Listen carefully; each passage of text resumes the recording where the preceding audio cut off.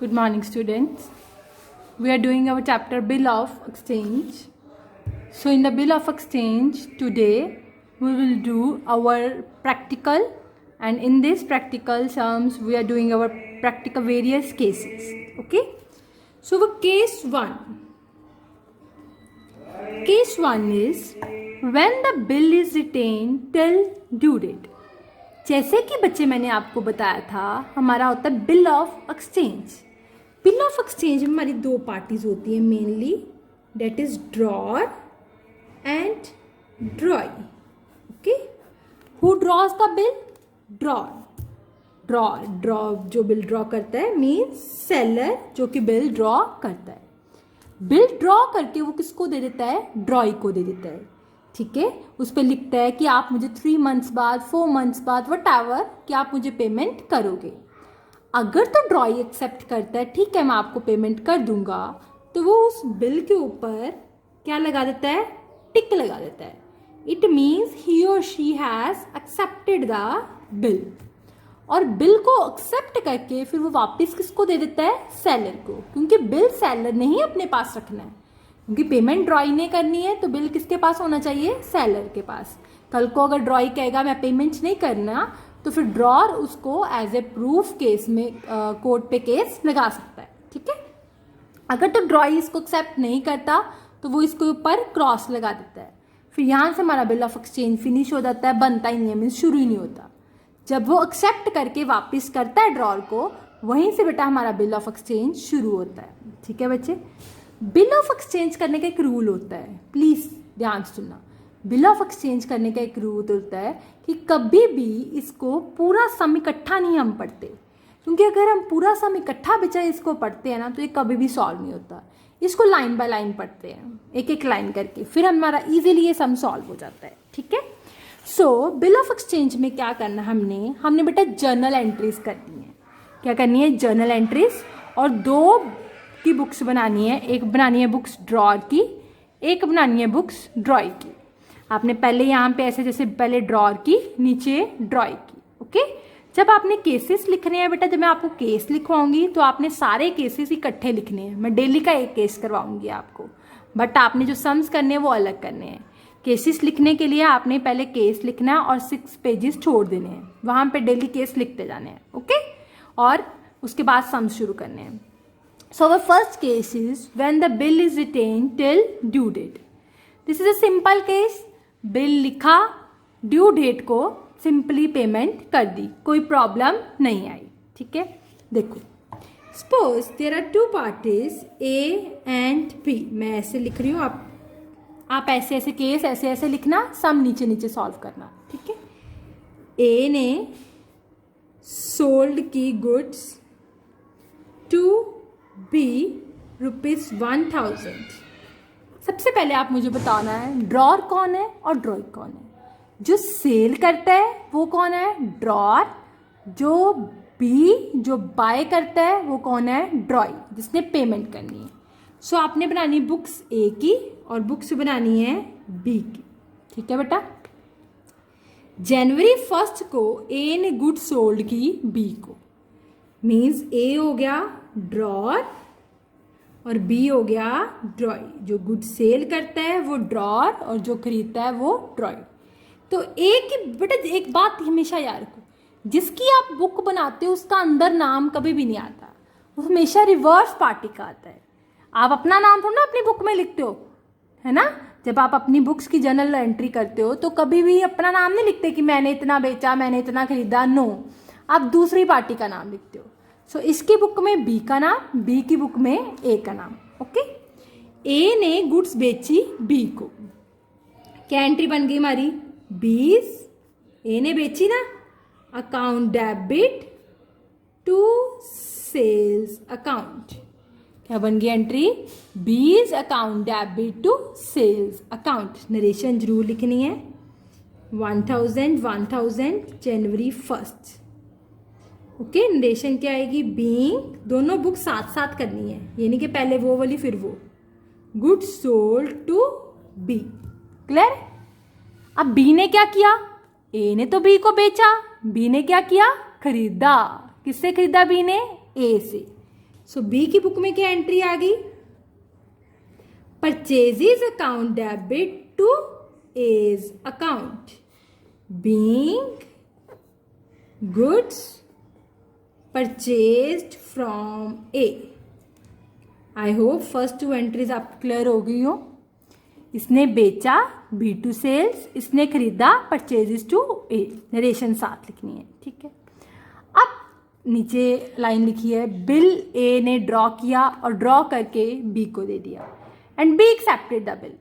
B ने accept करके किसको वापस कर दिया? ए को। ए के पास बिल आ गया, ए ने बिल रिसीव किया।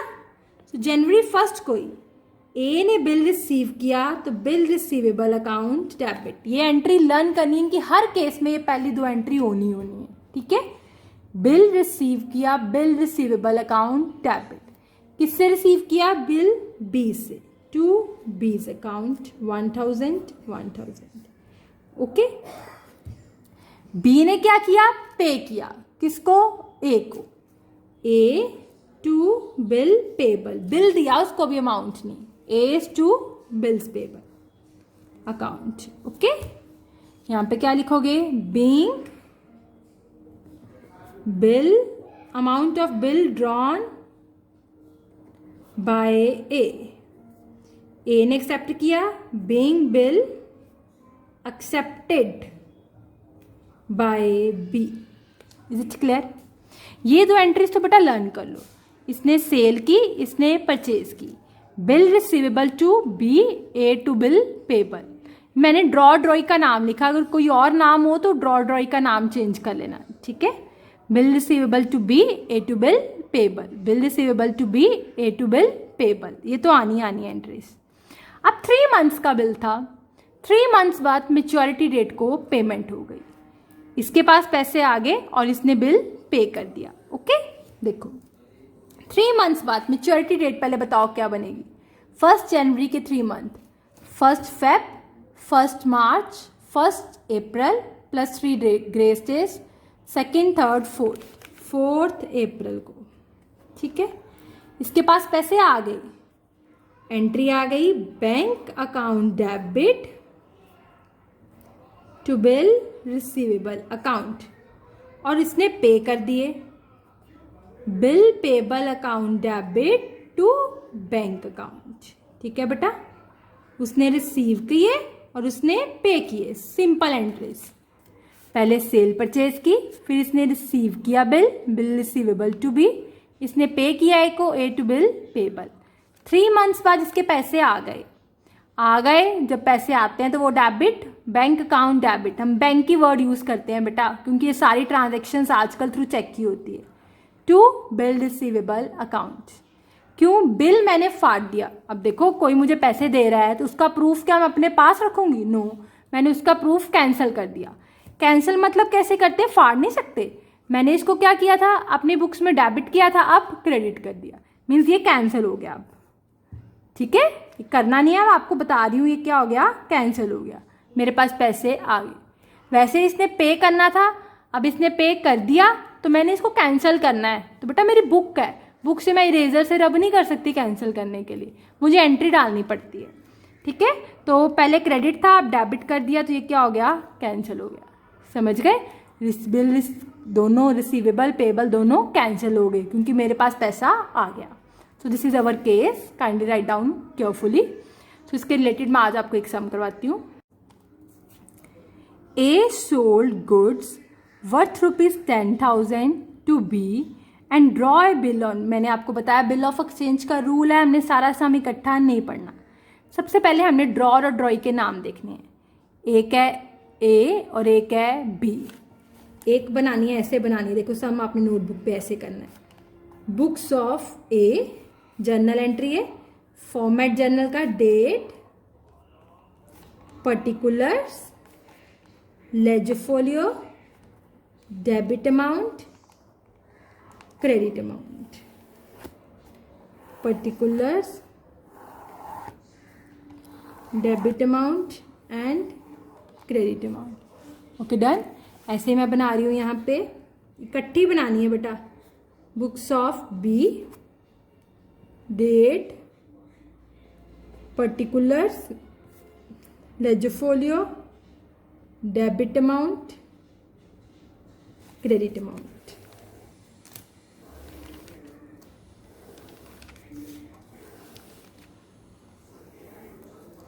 Okay done. देखो, A sold goods to B, A ने गुड्स बेची बी को।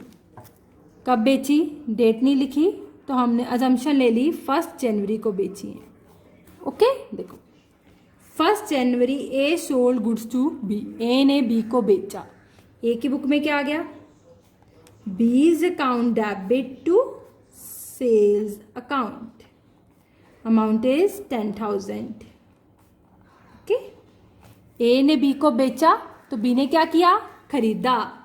किससे खरीदा, बी ने, ए से। सो बी की बुक में क्या आ गया, purchases account debit to A's account, that is 10,000। Done, ये हो गया एंट्री। आप नरेशन लिख लेना, being goods sold for cash, being goods sold to A, being goods purchase from A. Okay, हो गया। Next, draw a bill on B, और bill B के ऊपर बिल ड्रॉ किया 3 months का, and B accepted and return it to A. ठीक है, चलो अब सेकेंड एंट्री करते हैं। बी ने एक्सेप्ट करके किसको वापस कर दिया, ए को। ए के पास बिल आ गया, बिल रिसीवेबल अकाउंट डेबिट। ए ने किससे बिल लिया, टू बी अकाउंट। ये तो एंट्री लर्न नहीं कर लो ना, पहली 2 एंट्रीज तो होनी है। बिल रिसीवेबल टू बी, इसकी बुक में क्या आ गया, इसने पे किया A's account debit to bills payable account, 10,000। Done, देख लो, इसमें आ गया B to sales, purchase to A, bill receivable to B, A to bill payable. देखो इसकी बुक में ए का नाम आ रहा है और ए की बुक में बी का नाम आ रहा है। Okay, done. इसमें क्या लिखोगे, being bill drawn on B, being bill accepted. Okay, next, ये लाइन होगी। And the bill is honoured on maturity. Honoured on maturity means due date या मैच्योरिटी डेट को पेमेंट हो गई। मुझे बताओ मैच्योरिटी डेट क्या बनती है, 1 जनवरी को बिल ड्रॉ हुआ, 3 months का बिल है। 1 जनवरी प्लस 3 months क्या बन गया, 1 अप्रैल, 1 Feb, 1 मार्च, 1 अप्रैल। और इसमें ही हमने 3 ग्रेस डेज ऐड कर लिए, तो ये मेरा क्या बन गया, 4 अप्रैल। ओके, सो 4 अप्रैल को पेमेंट हो गई। किसने ली और किसने दी, गुड सेल इसने करी है, तो पैसे किसने लेने हैं, ए ने, और पेमेंट किसने करनी है, बी ने। सो ए के पास पैसे आ गए और बी से पैसे चले गए। देखो, ए के पास पैसे आ गए means bank account debit to bill receivable account, A ने पैसे रिसीव कर लिए और बी ने पैसे दे दिए। बी की बुक में क्या आनी है, bills payable account debit to bank account. ठीक है, 10,000। ये देखो बेटा, एक बार एंट्रीज आपको लर्न होनी चाहिए। B to sales, purchases to A, bill receivable to drawee, यहाँ bill receivable to B, A to bill payable. पैसे आ गए बैंक टू बिल रिसीवेबल, इसकी बुक में क्या आ गई, बिल पेबल टू बैंक। मैं आपको एक बात बताती हूँ बेटा, इसको चेक भी हम कर सकते हैं कि हमने एंट्री ठीक करी है कि नहीं करी। देखो कैसे कर सकते हैं। ठीक है, आपने गुड्स बेची बी को, अल्टीमेटली आपके पास क्या आना चाहिए, बी से पैसा आना चाहिए। आई एम राइट और रॉन्ग, अल्टीमेटली आपके पास क्या आना चाहिए, गुड्स बेची तो आपकी एंट्री क्या आनी चाहिए, पैसा आया, गुड्स गई, बैंक टू सेल्स, ये एंट्री होनी चाहिए ना, बैंक टू सेल्स। और इसकी एंट्री क्या होनी चाहिए, गुड्स खरीदी, परचेजेस टू बैंक। एंट्री तो यही चाहिए ना आपके पास। आप देखो आपकी ये एंट्री बन गई है, देखो कैसे। आपने करना नहीं है, आप चेक करने के लिए आप कर सकते हो, बट वहां पे कट कुट नहीं कुछ करके आना, ये एंट्रीज ही आपकी चेक होनी है। ओके, जैसे ये देखो, ये बी डेबिट है, ये बी क्रेडिट है, कट गया। ठीक है, ये बिल रिसीवेबल डेबिट है, ये बिल रिसीवेबल क्रेडिट है, ये भी कट गया। हमारे पास बचा क्या, bank account debit to sales. ये एंट्री बच गई, यही आनी चाहिए, तो इट मीन्स हमारी एंट्रीज ठीक है। यहाँ देखो ऐसे 2A कट गया, bill payable credit, credit debit आपस में कट जाते हैं बेटा, जैसे 2 डिवाइड बाय 2 कट जाते हैं ना, वैसे ये भी bill payable divide by bill payable ये भी कट जाते हैं। ओके, ये भी कट गया, तो बच क्या गया, परचेजेस टू बैंक, यही एंट्री आनी चाहिए हमारे पास। ठीक है, बट ये आपने कट नहीं करना, मैंने आपको समझाया if you want to check, otherwise नहीं करना। सो आप एक बार देख लो। So that's it with the today. Still, if you have any problem, then you can ask from me. Thank you.